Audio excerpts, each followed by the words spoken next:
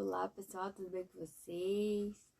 E hoje, né, sábado mais uma vez, hoje eu tô gravando cedinho, né, pra ver se dá tempo de gravar os outros vídeos que ficaram atrasados, né, devido a algumas reuniões que eu tive que participar, então eu não consegui gravar pra vocês. Mas, né, vou correr atrás do tempo perdido e gravar os vídeos que eu não consegui gravar durante esses, não sei se foi 2 dias, né, que eu gravo todo sábado, então acho que tem 2 sábados que eu não gravei. Enfim, né, hoje a gente vai fazer um estudo sobre Apocalipse 12, né, que fala sobre a mulher e o dragão. Então, hoje estudaremos Apocalipse 12. Através dos símbolos proféticos deste capítulo, descobriremos pormenores da luta cósmica entre as forças do bem e as forças do mal. Felizmente, o Apocalipse nos dá a certeza da vitória final da Igreja de Cristo e a derrota de Satanás e suas hostes. Agora pode abrir sua Bíblia no capítulo 12 de Apocalipse, o verso 1. De que espantosa cena viu João? Aí nesse verso fala sobre uma mulher, né, que está vestida de luz, né, de sol, e que significa que ela está vestida com a glória do seu noivo, né, que no caso é a igreja verdadeira, que está vestida da justiça de Cristo, né, que é a glória do noivo, que é o próprio Cristo Jesus. Mas eu vou ler aqui o comentário. De todos os símbolos apocalípticos, este é um dos mais belos. É assim que Deus vê a sua igreja, né? Sempre muito bela. Entretanto, a sua beleza possui uma razão fundamental. Ela está vestida com a glória do noivo, que é Jesus Cristo. Então, a igreja de Deus, ela ainda continua sendo fiel, né? Os fundamentos, né, que tá escrito aqui, os fundamentos de Cristo. Então, está firmada na palavra de Deus, então, em toda a Bíblia. E ela é vestida de sol, né? Justamente por isso, porque está vestida da glória de Jesus, que é a justiça de Cristo Jesus. E aqui eu vou passar aqui a conversão, né? Que a gente vai estudar bastante sobre isso agora. Então, mulher na Bíblia significa igreja, né? Então, ela representa a igreja, seja a igreja pura ou a igreja impura, no caso a prostituta, né? Que fala no livro de Apocalipse. E aqui a referência que tem bíblica, né? Aqui, mulher corrupta, impura, igreja apóstata. Apóstata é que a igreja se afastou da verdade, no caso, se afastou dos fundamentos bíblicos.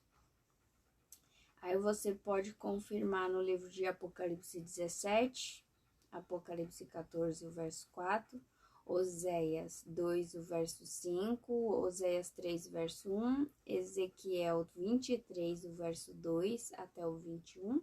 Eu vou deixar na descrição, como sempre.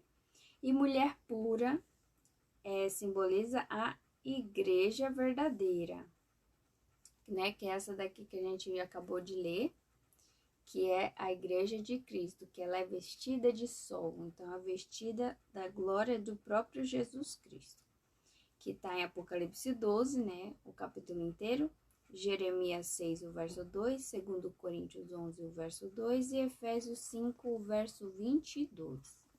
Então, aí você tem a referência bíblica do significado de mulher na Bíblia, se referindo, é claro, de profecia, né?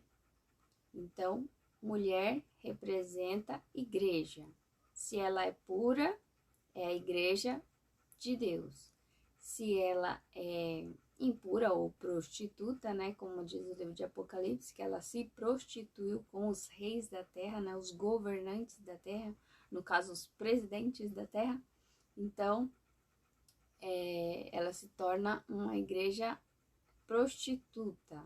Então ela se apostatou da verdade, então se afastou dos fundamentos bíblicos de Jesus e começou a aceitar e receber presentes, né, vamos assim dizer, dos governantes desta terra, no caso dos reis dessa terra, como diz no livro de Apocalipse.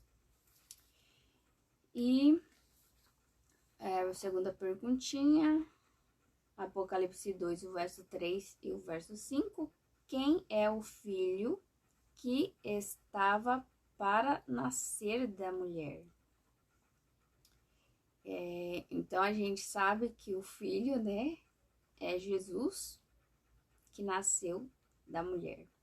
Mas eu vou ler aqui um comentário aqui que completa tudo isso.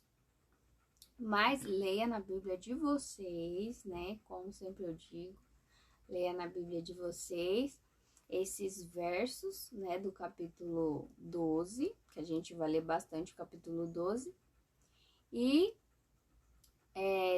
veja aqui, né, o comentário para aumentar um pouquinho, né, o seu conhecimento e também dar um sentido mais simples, né, de você entender. Então, quem é, né, o filho que estava para nascer? O Apocalipse faz referência de forma específica à promessa messiânica no Salmos 2, o verso 6 até o 9. Eu, porém, constituí o meu rei sobre o meu santo monte Sião. Proclamarei o decreto do Senhor. Ele me disse, tu és meu filho, eu hoje te gerei. Pede-me e eu te darei as nações por herança e as extremidades da terra. Por tua processão, com vara de ferro as regerás e as despedaçarás, como um vaso de oleiro, né? Então, Jesus é o filho que nasceu da mulher. Que no caso, a gente sabe que é a igreja. E agora, continuando aqui no capítulo 12, né, de Apocalipse. Agora a gente vai falar sobre um dragão vermelho com 7 cabeças e 10 chifres. Apocalipse 12, do verso 13 e 4. E depois você compara também com o verso 9. Quem é o dragão que se apresenta diante da mulher e buscava derrotar o seu filho? Então, a gente sabe, né, que quem é o dragão é o diabo, né? Eu vou até ver aqui a referência de Satanás, né, que tem aqui. Aí eu deixo para vocês a referência bíblica aqui.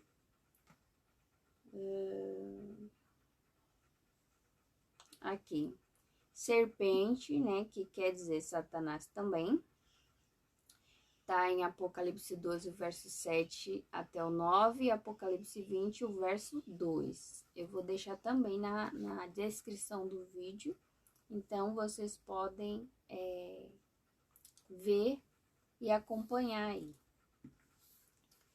E aí, bora lá. Então, quem é o dragão, né? A gente já sabe que é Satanás, que se apresenta diante da mulher e buscava derrotar o seu filho, né? A gente viu que durante toda a vida de Jesus, o diabo sempre quis matar Jesus de todos os jeitos possíveis, né? Desde quando ele era criancinha, né? Herodes mandou matar todas as crianças porque queria matar Jesus, e foi assim até a cruz. Então, este dragão vermelho com 7 cabeças e 10 chifres é o arqui-inimigo de Deus, Satanás. Sua primeira rebelião ocorreu no céu, quando se opôs ao governo de Deus e desejou estabelecer seu trono acima do trono de Deus e ser semelhante ao Altíssimo. Você vê lá em Isaías 14, o verso 12 até o 14, e Ezequiel 28, do 14 até o 17. Por causa de sua rebelião contra Deus, foi expulso do céu, né? Apocalipse 12, o verso 7 até o 9. E, continuando aqui, Apocalipse, o verso 4 ainda, e aí você compara com Apocalipse 1, 20 e 2 Pedro 2, o verso 4. Em sua rebelião contra Deus, quantos anjos Satanás arrastou? E a gente sabe que foi a terça parte dos anjos do céu, certo? Então, bora lá. Expulso do céu, Satanás veio para nesta terra e arrastou consigo a terça parte dos anjos de Deus, disfarçado de uma serpente no jardim do Éden, conseguiu enganar também os nossos primeiros pais, Adão e Eva, em Gênesis 3, o verso 1 até o 6. Assim, o pecado passou a fazer parte da história humana, trazendo miséria e sofrimento aos descendentes de Adão. Então, a gente vê que essa história já começou desde Gênesis, né? Quando a serpente é possuída, né, pelo Satanás, que é o diabo, e começou a enganar a Eva. Então, aí no jardim do Éden acontece a primeira possessão, né, em animais. E aí depois, passando muito tempo, acontece também a possessão em seres humanos, que a gente vê no tempo de Jesus tinha bastante, né, pessoas possuídas. E também tem também o rei, né, antes de Davi, esqueci o nome dele, o rei Saul.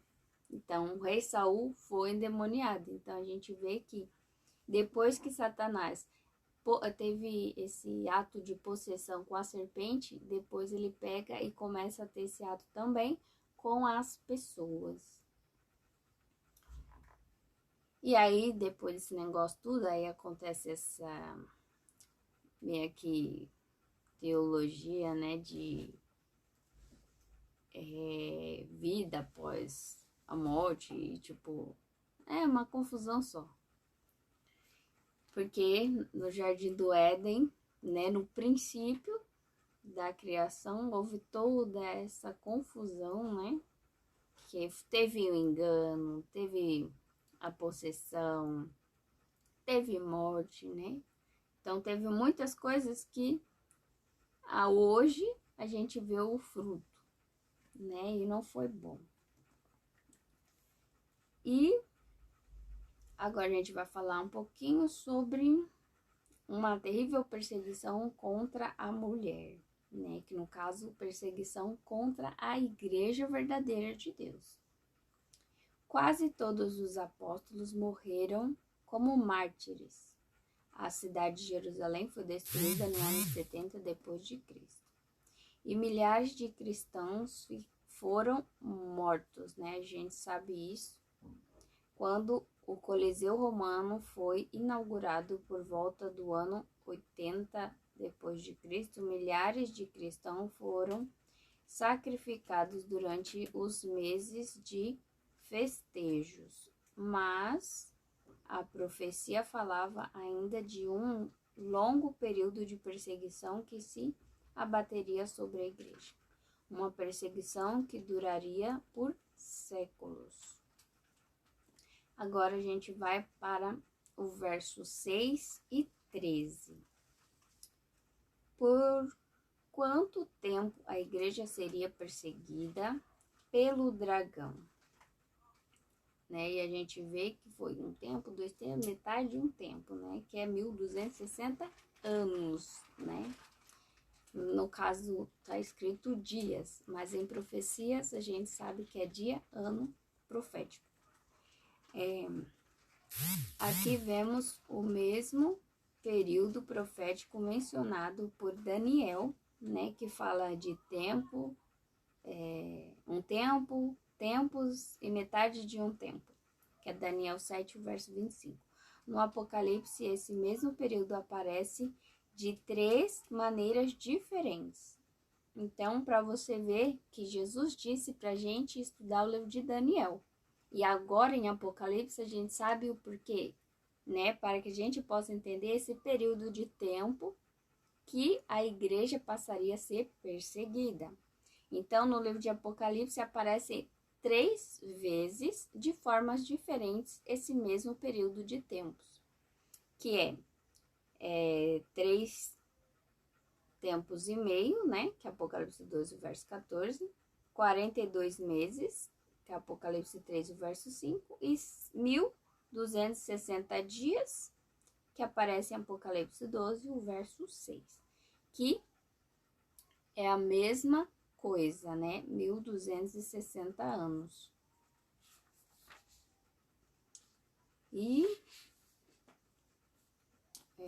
no século VI, o papado se estabeleceu firmemente. Isso ocorreu no ano 533 depois de Cristo, quando o bispo de Roma foi declarado a cabeça de todas as igrejas, né? E a gente vê no livro de Apocalipse que fala que a igreja apóstata, no caso a prostituta, né? Ela é mãe de todas as igrejas.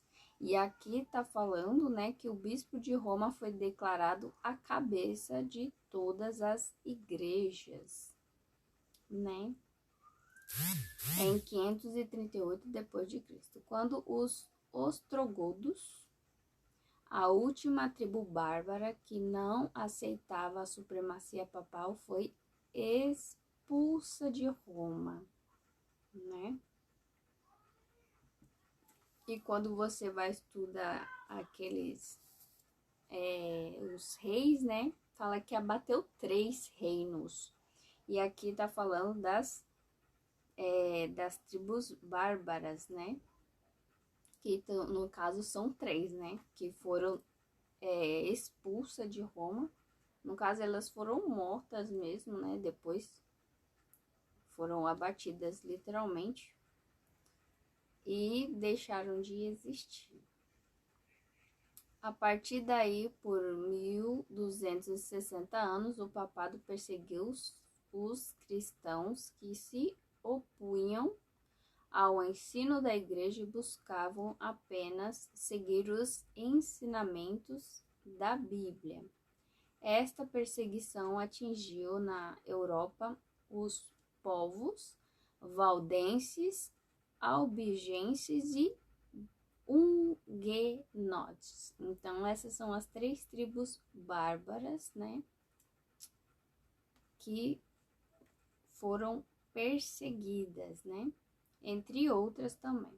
A perseguição somente teve fim em fevereiro de 1798, quando o Papa Pio VI foi preso por ordem de Napoleão, né, Bonaparte, e seu poder foi tirado.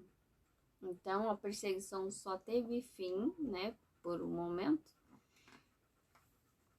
e por causa de Napoleão, né, que Berthier foi lá e prendeu o Papa. E depois ele morreu, né, porque estava velho. Enfim, a mulher vai para o deserto. Hoje agora a gente vai falar sobre isso, né?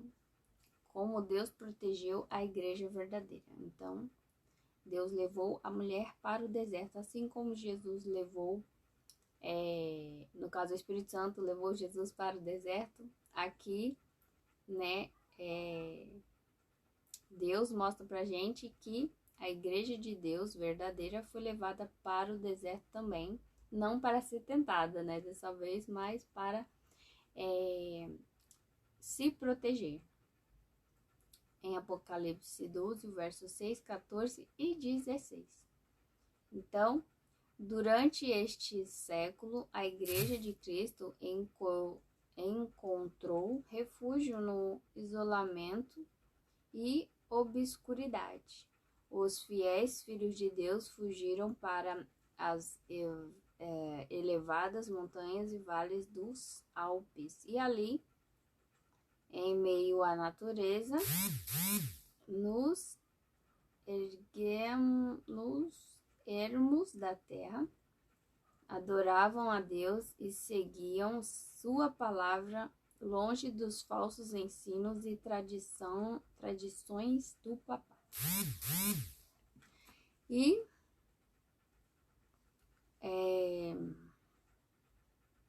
do papado. Apocalipse, verso 17.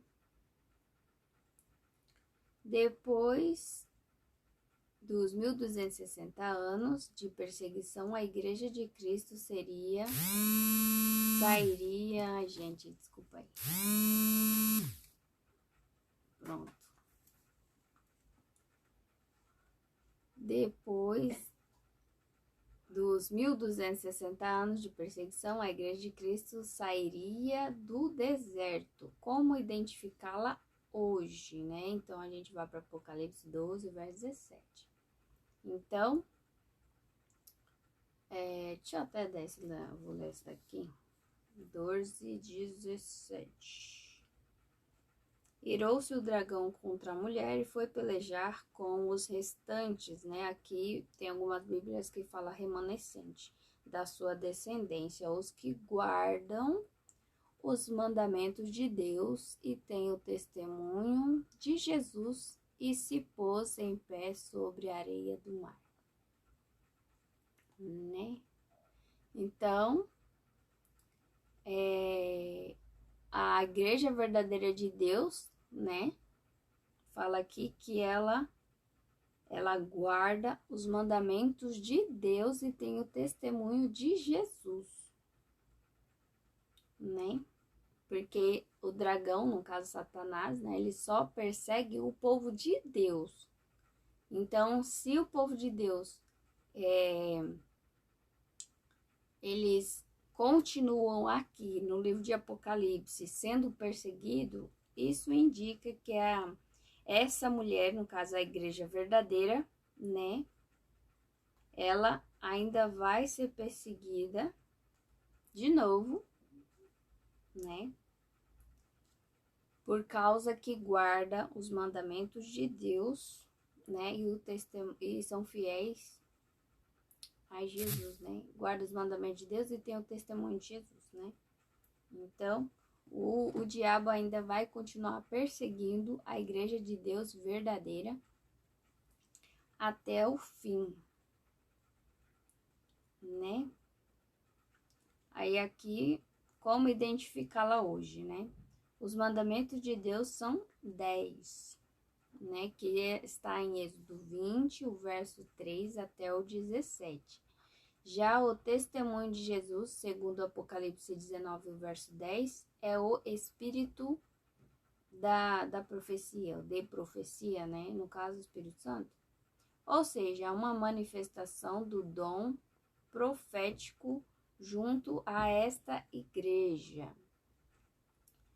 Se quisermos identificar a igreja remanescente hoje, precisamos buscar por estas características, né?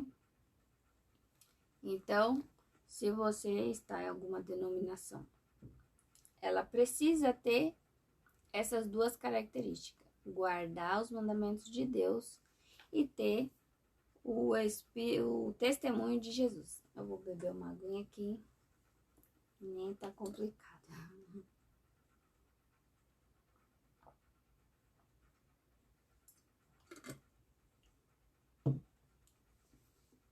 Então,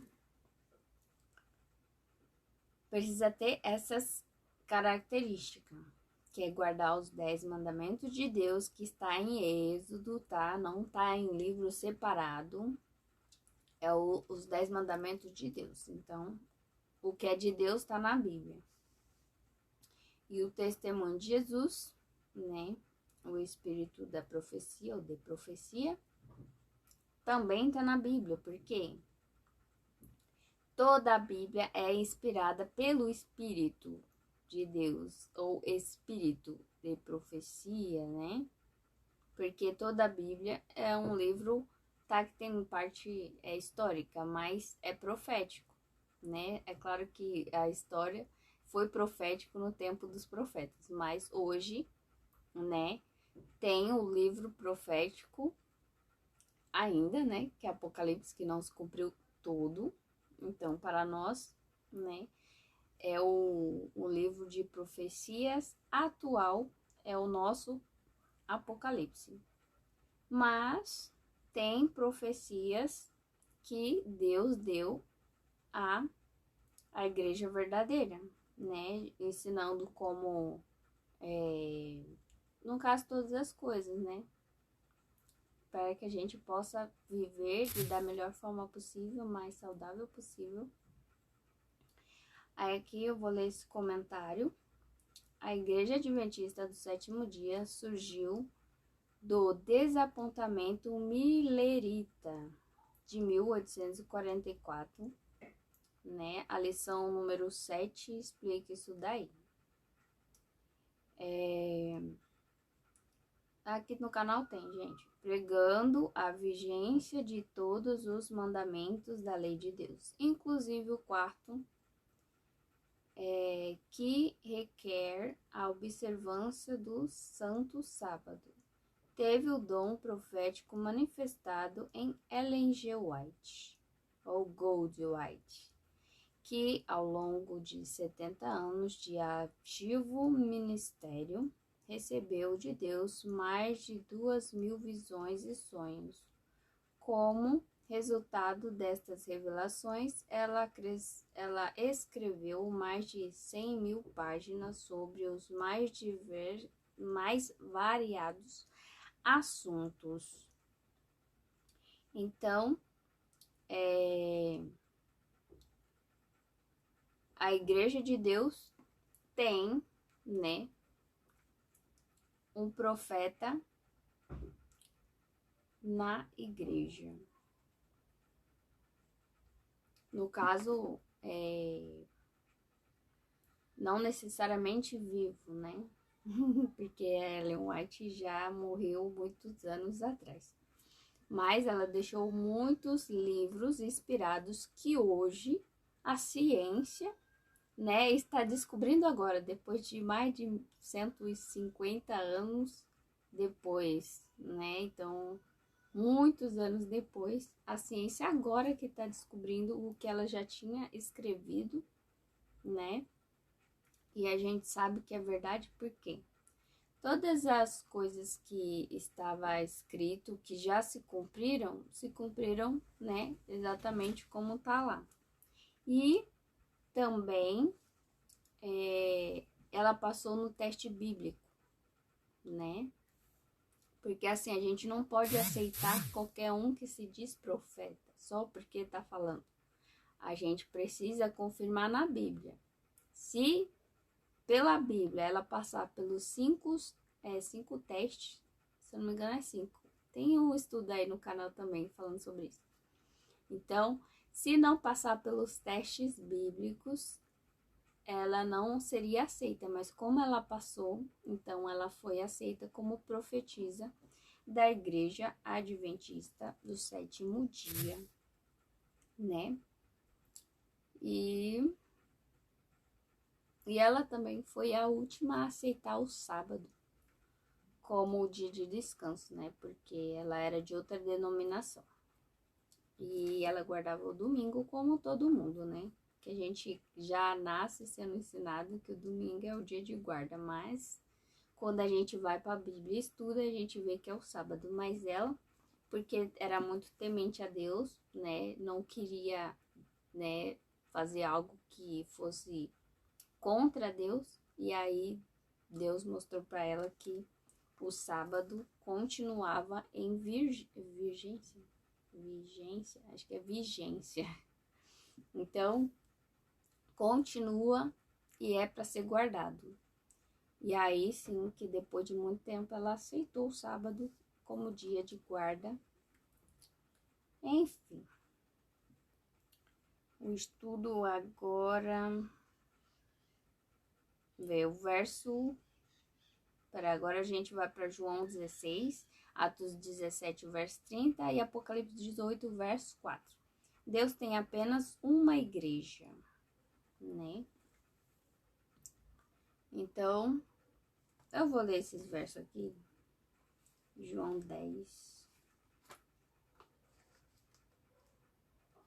João 10.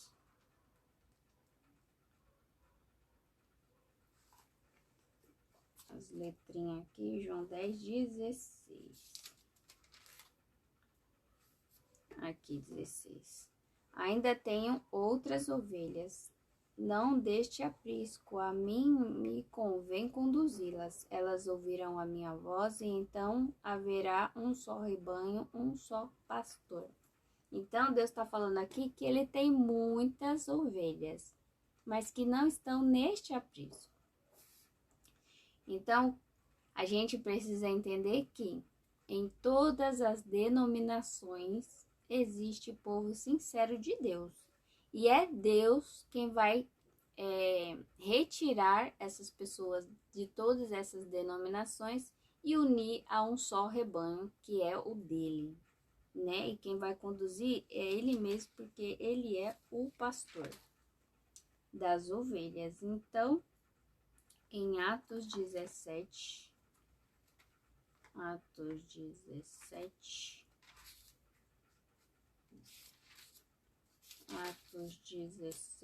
o verso 30, 17, 30,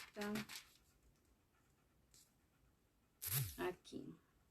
Ora, não levou Deus em conta o tempo de ignorância, agora, porém, notifica aos homens que todos em todas as partes se arrependam, né? E aqui Deus está falando que se você não tinha esse conhecimento, né?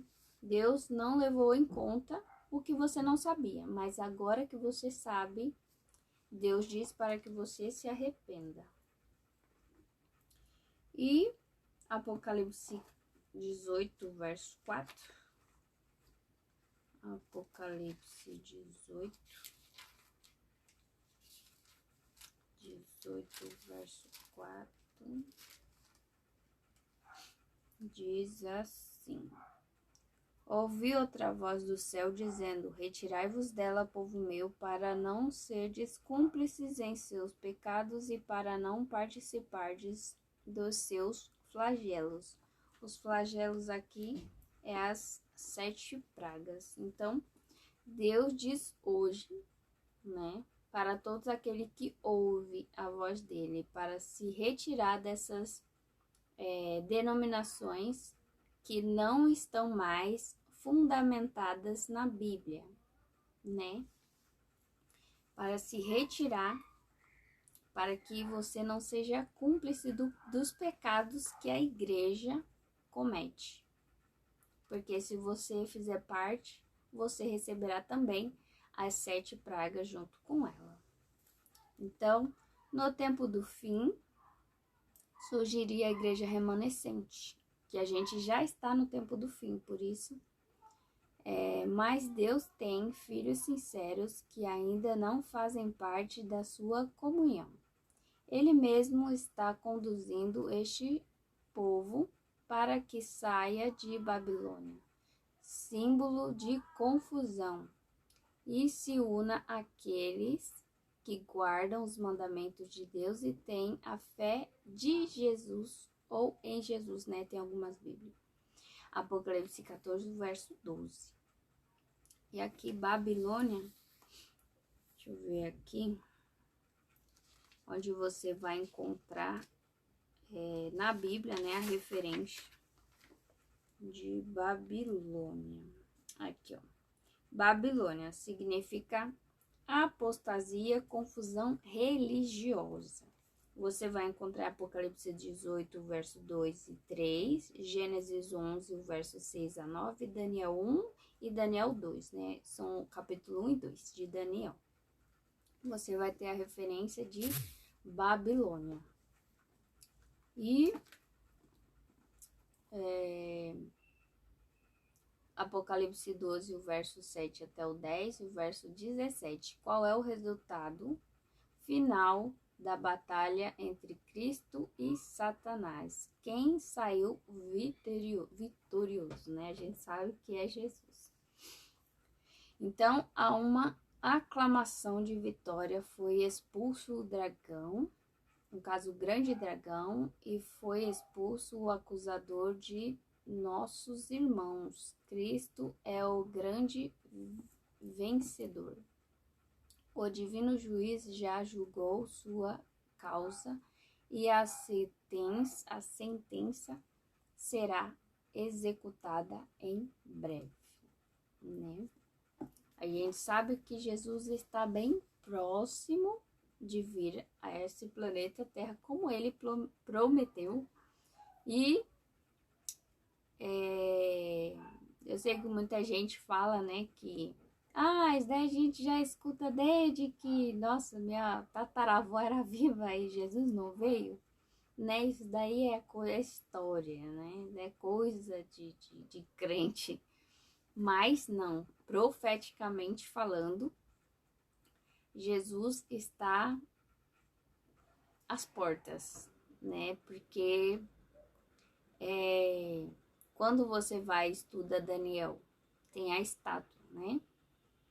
E a gente já tá nos dedinhos, no caso da ponta da unha da estátua. Depois, quando chega nos pés da estátua, né? Que é onde a gente está, vem uma pedra sem auxílio de mão, que é cortada, e é lançada nos pés da estátua, e toda a estátua se esmiuça, no caso se quebra em pedacinhos.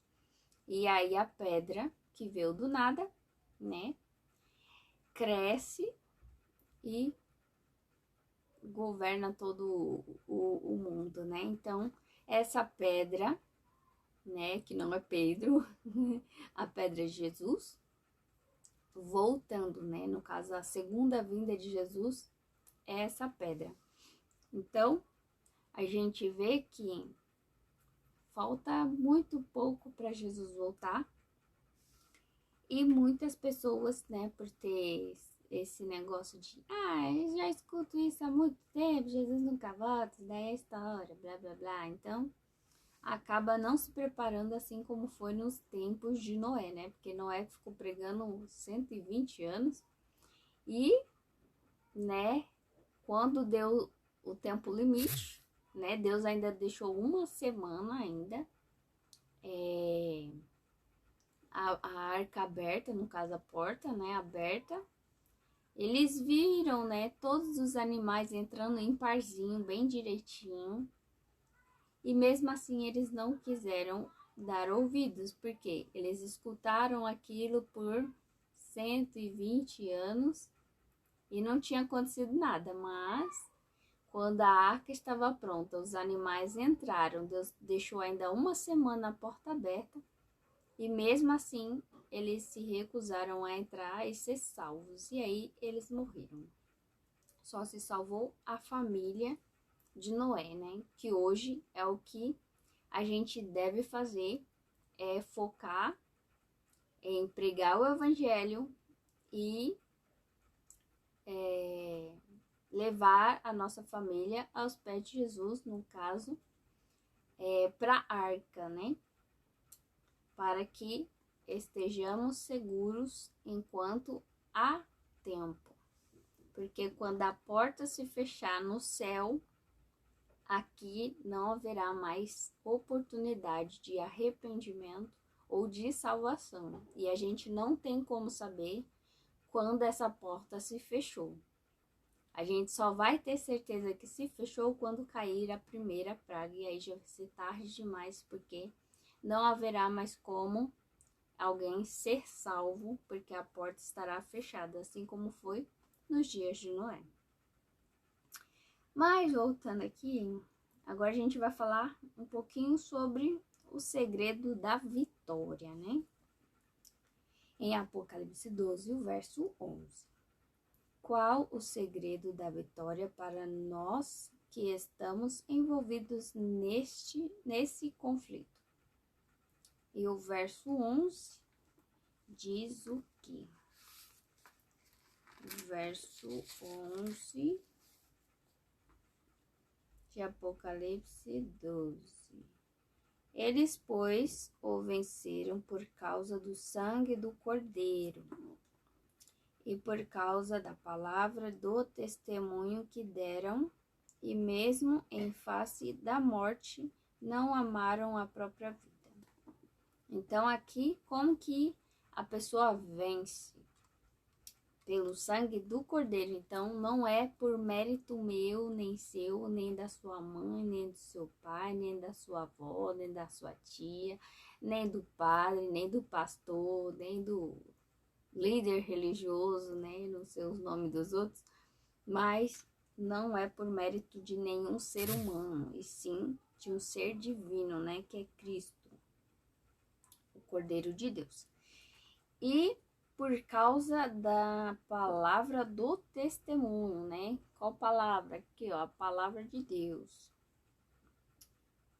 Que deram mesmo à face da morte. Então, mesmo à beira da morte, eles ainda estavam ali, ó, com a palavra de Deus e confiando nos méritos de Jesus, né? Para a sua salvação. Então, no decorrer da história, milhares foram perseguidos por amor a Cristo e outros milhares continuam sendo ou ainda serão. Entretanto, por meio da vitória obtida por Cristo na cruz, os filhos de Deus podem ter a certeza de que a vitória final já está garantida, porque Deus já venceu, né? Deus venceu para que a gente pudesse ser vitorioso em Cristo.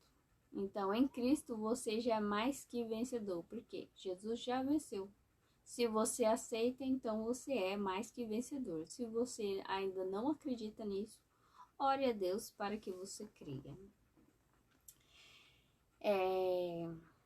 Bom, agora uma conclusãozinha pequenininha, né? Hoje o grande conflito entre as forças do bem e do mal está em andamento, né? No caso, na reta final.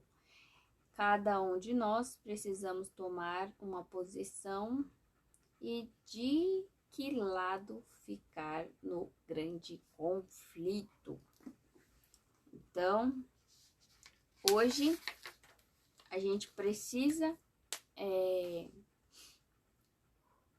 se posicionar, né? No caso, decidir de que lado está ou de que lado quer estar, né? Porque tem muita gente que não sabe nem de que lado está e está lutando contra Deus. Então, se você quer ser um vencedor, fique do lado de quem venceu, né? Jesus. Se você quer ser um perdedor e queimar no lago de fogo, então fique com o diabo e o mundo. Simples assim. Mas, né? Jesus disse, se você quer viver, então escolhe a vida, né? Porque ele já te deu.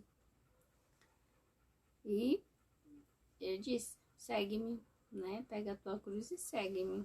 Porque no mundo a gente vai ter aflição, porque a gente vive num mundo que o príncipe desse mundo é o próprio diabo. Então, a gente só vai ter sofrimento aqui, né? De vez em quando, Deus dá um chega pra lá nele, né? Porque se deixar, ele, né, faz da gente gato sapato. Mas Deus não deixa, porque Deus conhece até onde vai o nosso limite, né? Até onde a gente aguenta tanto sofrimento, ou tanto angústia, alguma coisa assim, né? Deus é misericordioso. Bom, enfim, essa é a mensagem de hoje. O próximo estudo a gente vai falar sobre a besta do mar, né? A gente vai entrar e se aprofundar um pouco mais, né? Nesses livros, os temas polêmicos, né? Tem o amigo da minha irmã que gosta muito de polêmica. Brincadeira. Mas a gente vai entrar nesse tema que muita gente acha polêmico, né? Porque fala de poderes, enfim. Essa é a mensagem de hoje, né? Deus abençoe cada um de vocês. Que a graça e a paz de Deus seja com todos, em nome de Jesus, né? E até o próximo estudo, se Deus quiser.